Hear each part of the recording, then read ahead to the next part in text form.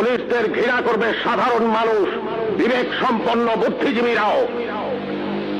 আপনারা সবাই ভুলে যাবেন AK-47 মতো মারাত্মক অস্ত্র পাওয়া গিয়েছিল আসামিদের কাছে।